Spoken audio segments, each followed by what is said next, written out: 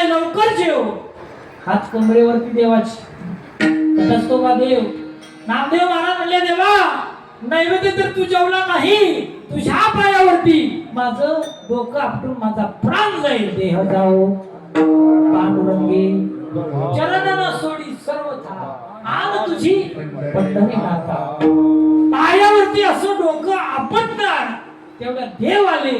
वरच्यावर डोकं धरलं नामदेव महाराज आणा तो नैवेद्य जेवण करतो.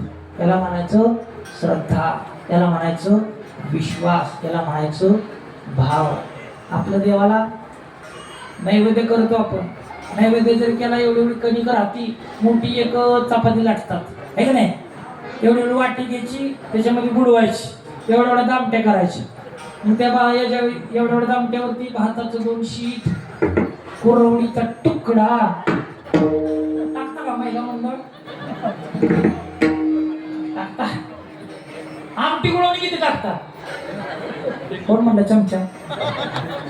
एक गुण गोड बुडवायचं सगळ्या नैवेद्यावरती.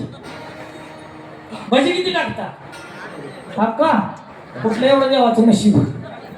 एकच भजी घ्यायचा कुरतडून सगळ्या नैवेद्यावरती. तसलं ती नवदाचं ताट एका बारका पोराच्या हातात, एका हातात ताट, एका हातात तांब्या, त्याच्यात मागे 7-10 कुत्री. कसा देव जेवण सांगवर मला.